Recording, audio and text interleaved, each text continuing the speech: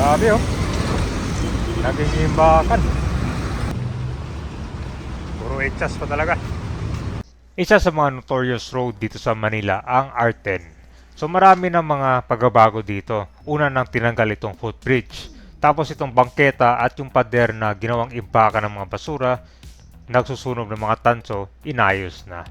Itong Center Island, naalala nyo dati, nilagyan na ito ng mga halaman, tinanggal yung mga basura, pinunturahan, pero ngayon, tignan mo ang itsura na ngayon.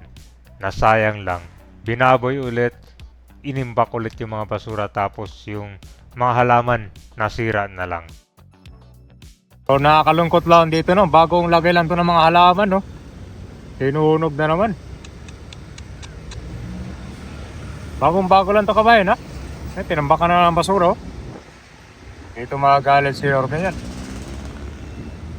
At naalala ko pa dati PDO. Hindi yung mga taga PDO kabayan. Sila yung nagnagay dito ng halaman. Grabe na kalbo no.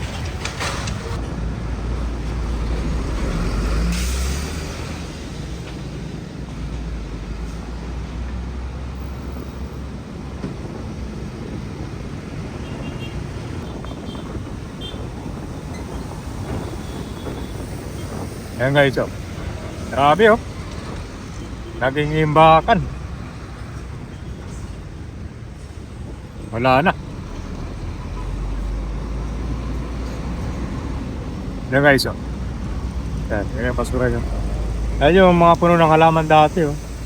Ito yung Center Island nya. Wala na tayo.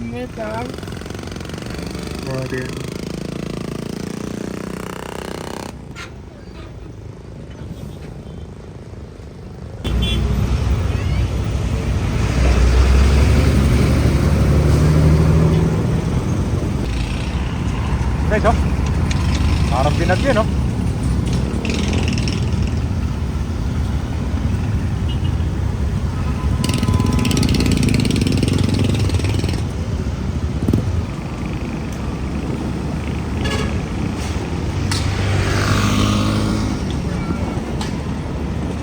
So ito guys, good news dito naman sa Kapulong tsaka itong Hapilan. Yung dating halos sunog itong pader oh, tinan mo. Malinis na ngayon oh. Bagong pintura na. Ito yung dating tambakan ng mga basura. Maraming mga nasusunog dito ng tanso. Oh, malaki na improvement oh.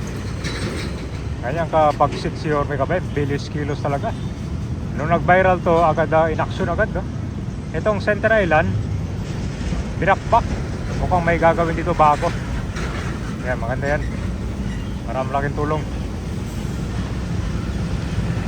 So, pwede kung baguhin to dito no, para i-improve.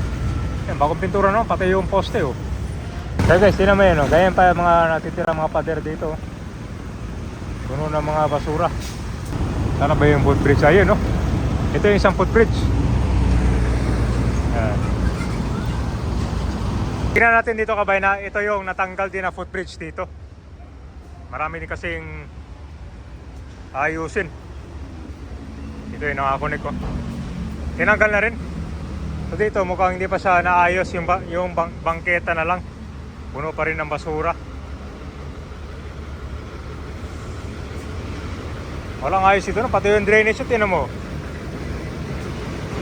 Imbis tubig yung dadaan dyan, puro basura.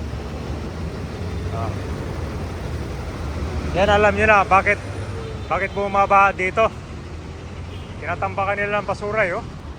Anong klase yan no? Puro echas pa talaga.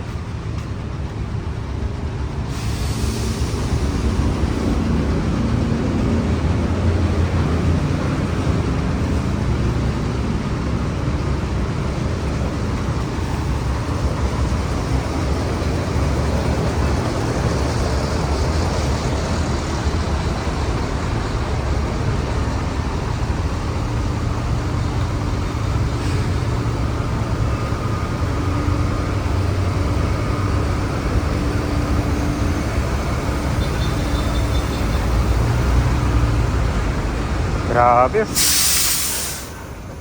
Pwede na ayos na dito naman. Ginawang imbakan talaga. Pati sunog na yung mga poste oh.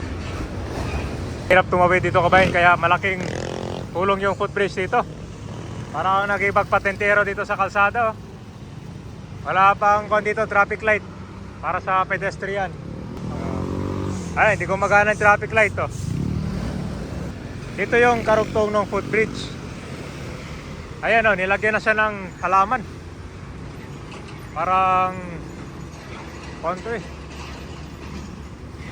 Ano ba to? Parang plant box. Ayun, nilagyan, oh, ayos. Kaso yung mga nakatira nasa likod lang. Hindi mo na makikita yung tumi dyan. Oh guys, yung dating tambayan ng mga Tolongges, ito na ngayon, may garden na, parang kanto plant box.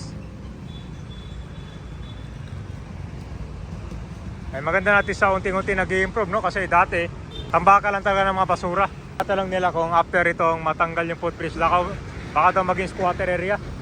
Pero kita mo naman dito, nilagyan na siya ng mga halaman para at least may improvement.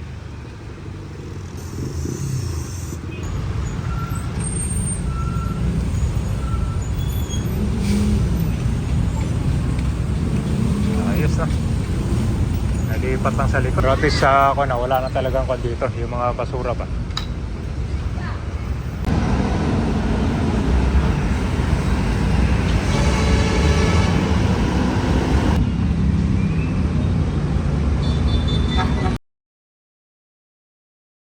Simula dito sa may kapulong malapit sa Hapilan, ito yung unang na-improve na. Kita mo yung pader na pinturahan na sa dating itim yan. Halos sa malambot at siguro yung pader dyan dahil sa pagsusunog ng mga tanso. So hopefully, pag ito ay naayos, lalagyan na rin ito ng siguro halaman pwede rin or mas ayusin itong sidewalk niya. Ngayon dito sa may kabilang side naman, nakita nyo diba nilagyan na siya ng flat box. Pero kapansin-pansin dito sa likod, tinayuan siya ng violet. Parang mas nakatago sila. Hopefully dito, maayos na rin yan kasi kung ito, napatagalan, baka dadami to sila. Eh, magiging ko na naman yan, magiging squatter area siya.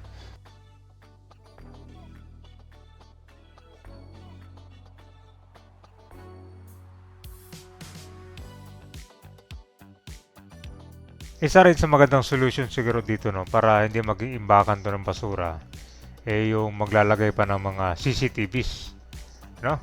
Tapos araw-araw o kada gabi, meron siyang regular at naka-schedule na street sweeping. Hindi lang walis, pati yung maghakot ng mga basura.